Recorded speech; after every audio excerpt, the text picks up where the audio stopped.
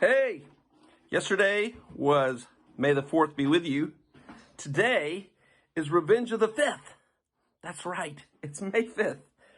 And I did a little counting, and you ready for this? So I was in Newcastle and Durham on a visit about starting some new Young Life areas. And I get a phone call on the 13th of March that the conference I had attended the week before had someone test positive for the coronavirus, and I was to go home and isolate myself immediately while I was in Newcastle. So I come back to my house not knowing how long this was going to last. Well, that was, ready? 54 days ago. Almost 8 weeks that I have been in quarantine, in lockdown at my house. Never thought that was going to happen, holy moly, but my world's been flipped upside down, like yours.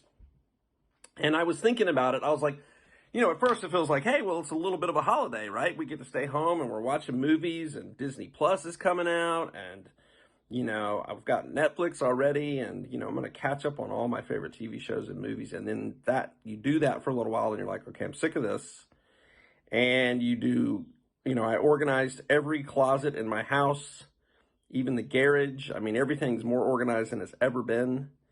And I'm out in the garden, and I'm getting rid of all the ivy off all my fences, and none of it's working. And I'm like, oh, what is the problem here? Why am I so frustrated? And then I was looking back at my notes that I took at this conference I went to, and we were talking about Shalom. And Shalom is this amazing word that encapsulates so many things we're going to talk about in a minute. And I realized that the reason I'm feeling the way I'm feeling, and maybe the way you're feeling the way you're feeling, is because our shalom has been so messed up, disjointed, put out of whack. And so I just thought I would talk about that for a little bit today. So the word shalom is translated throughout the Bible as the word peace. And I learned this at this training, that it's in the Bible 550 times, the word shalom is, or peace. Same as the word love, 550 times for love, 550 times for peace, or shalom. And whenever you read in the New Testament the word peace, you should, in the back of your mind, think shalom. Now, here are the elements that go along with shalom. This blew my mind when I learned this, and they're all found in the first 2 chapters of the Bible, Genesis 1 and 2. Shalom has these 5 parts. One is order, and we can look at the order of creation, that God, when he created everything, he did it in a very specific order. He had a plan. He knew what he was doing. It all fit together like an amazing puzzle. It all had wisdom behind it and meaning. There was nothing created that was just by accident or extra. Right? There's an order to it. And that's part of shalom, is that there's order, that there's a reason for why things are happening. The second thing in it is there's relationships. He created Adam and Eve. He created male and female. He created a marriage. He created family. He created friendships. All of that was started in the first 2 chapters. Then he created work. He gave them a purpose. He said, I want you to take care of the garden. I want you to take care of the animals. I want you to take care of this world. You get to name the animals. You're in charge here. And I want you're stewards of this, and I want you to take good care of it. So they were given something to do. They were given this purpose. And then there was beauty.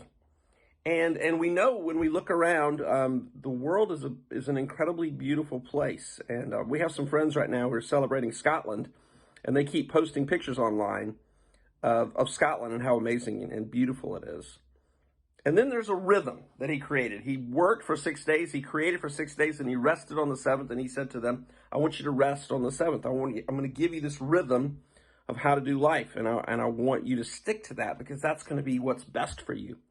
And this whole thing of being isolated and locked down has just kind of disrupted all of that, right? Our rhythm is off. Our work has been messed up. We're working from home, and a lot of things that we're used to doing or that we love to do, we can't do.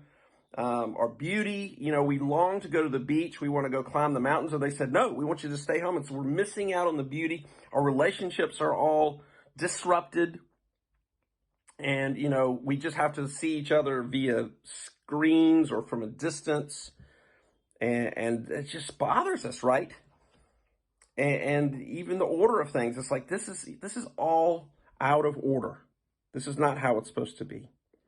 And here's what I want to say, that in Philippians 4, we've heard this before.